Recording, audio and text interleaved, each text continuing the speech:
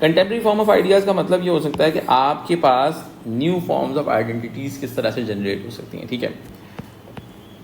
आप ये कह सकते हो क्लास में कहा ये जाता है, एक सेकेंड, हम क्लास में इस बात को अंडरस्टैंड करते हैं कि भाई आपके पास there are few concepts like blurring of class identities। आज की दुनिया में क्लास आइडेंटिटीज गॉट ब्लर्ड, सही है, सही है। अब इसका सीन क्या होता है, इसका कॉन्सेप्ट ये होता है कि सिमिलर कंजम्पशन पैटर्न्स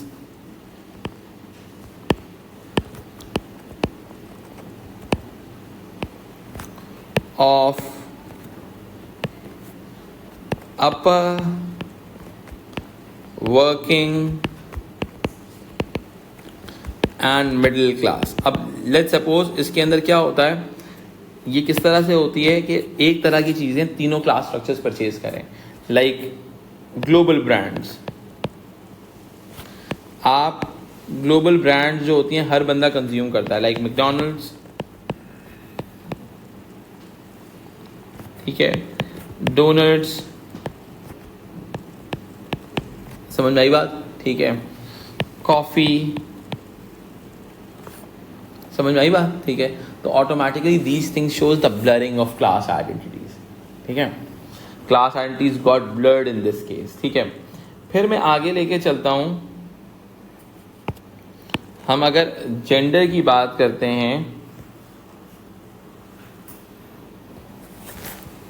तो इसमें आ जाता है हमारे पास चेंजिंग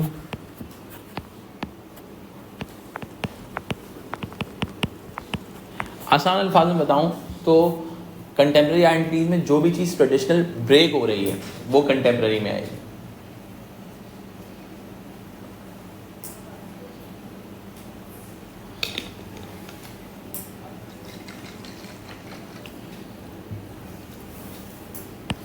चेंजिंग जेंडर आइडेंटिटीज,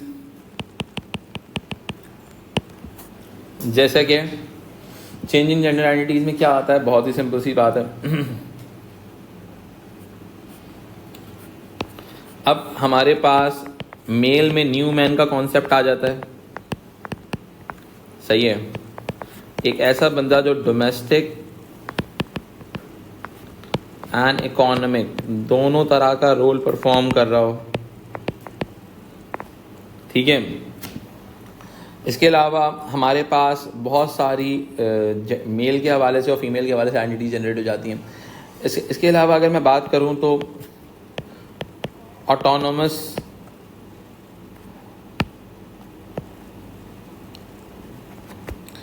फेमिनिटीज, ठीक है, फीमेल विद फ्रीडम, समझ में आई बात, फीमेल विद फ्रीडम, ठीक है। फिर हमारे पास आ जाती है गर्ल पावर का कॉन्सेप्ट आ जाता है, यंग एक्टिविस्ट फीमेल, जो फीमेल राइट्स पे बात कर रही हो, गर्ल पावर का कॉन्सेप्ट कहते हैं, ठीक है। फिर हमारे पास आ जाती हैं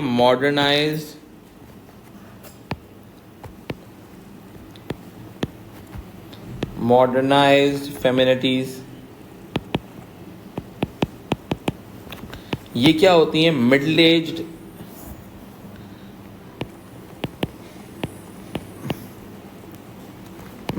एज्ड वर्किंग वुमेन, ठीक है। फिर हमारे पास आ जाती हैं एजिंग फेमिनिटीज,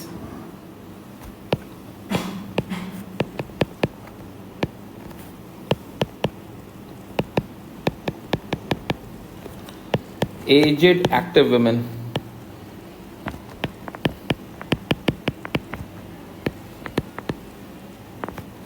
ठीक है, तो ये हमारे पास चेंजिंग जेंडर आइडेंटिटीज में आ जाता है। फिर न्यू मैन के अलावा हमारे पास जो एक मैचो मैन का कॉन्सेप्ट था ना, ट्रेडिशनली जो था मेल का कॉन्सेप्ट एक मैचो मैन का कॉन्सेप्ट था, सही है।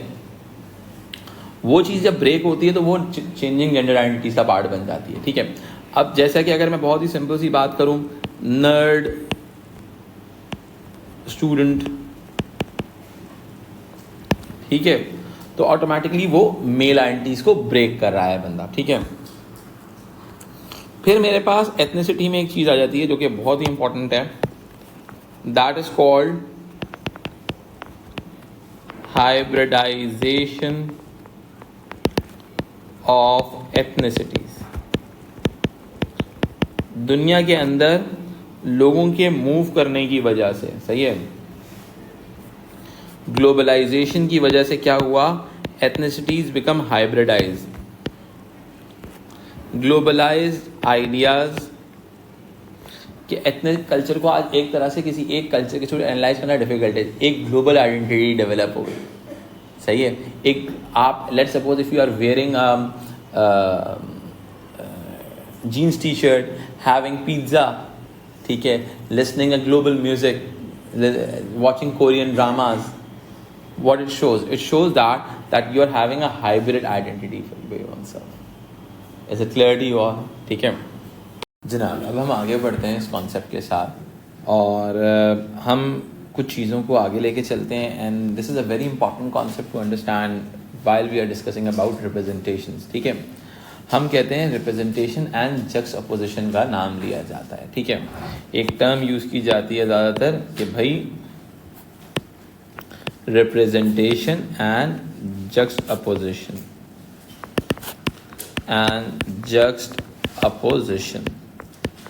देखो बेटा, इसका मतलब क्या है, you need to understand this concept first. Representation हमने कौन कौन सी अंडरस्टैंड की, class, gender,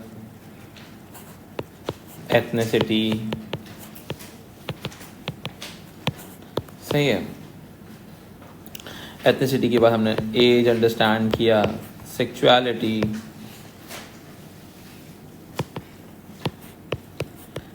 ability, disability,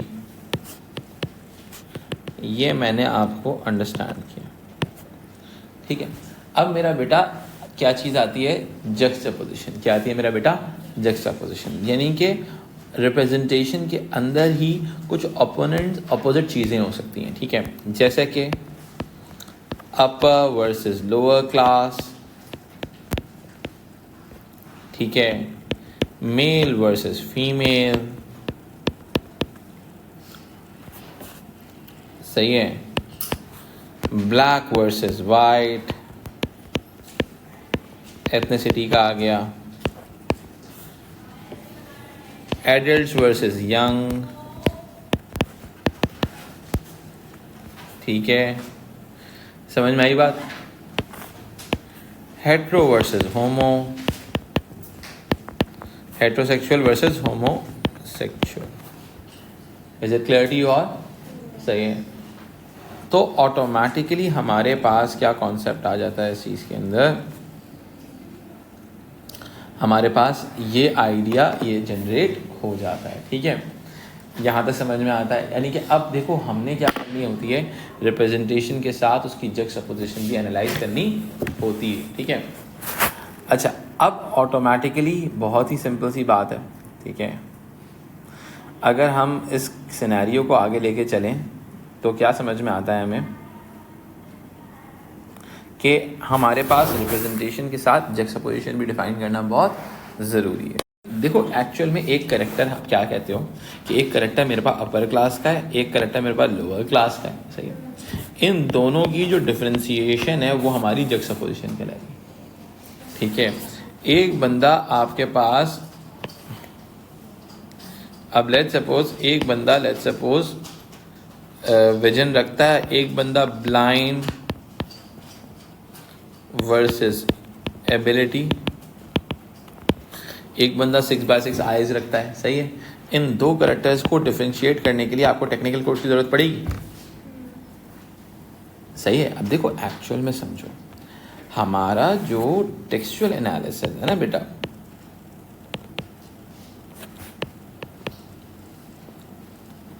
textual analysis is a subjective analysis, सही है। किस चीज़ पे बेस करता है? कॉनोटेशंस पे बेस करता है, जो कि हमारी कॉन्टेक्सचुअल मीनिंग है। अब ये जो कॉन्टेक्सचुअल मीनिंग है मेरा बेटा, ये कॉन्टेक्सचुअल मीनिंग हमारी रिप्रेजेंटेशन जनरेट करती हैं, सही है मेरा बेटा। ये चीज़ क्या करती है बेटा? रिप्रेजेंटेशन। जब ये रिप्रेजेंटेशन जनरेट करती है मेरा बेटा, लेट सपोज कैरेक्टर ए की रिप्रेजेंटेशन हुई, ठीक है। फिर आपने वर्सेस कैरेक्टर बी, ठीक है, character A versus character B, इन दोनों के दरमियान डिफरेंस है, वो क्या कहलाएगा? Is juxtaposition. अब आप इस बात को प्रूव कैसे करोगे? आप प्रूव करोगे differentiation in what? In technical codes like mise en scene, costumes, makeup, इन तमाम चीज़ों से डिफरेंशिएशन क्रिएट हो जाएगा। यहाँ तक आई होप आप लोगों को जक्सपोजिशन समझ में आ गया होगा। Is it clear? ठीक है। अब हम स्टोरी को थोड़ा सा आगे लेके चलते हैं, ठीक है। और अब हम आपको एक पूरा फॉर्मेट समझाते हैं टेक्सचुअल एनालिसिस का होगा कैसे, ठीक है। अब हम प्रॉपर ऑपरेशंस की तरफ आ रहे हैं, ठीक है जी।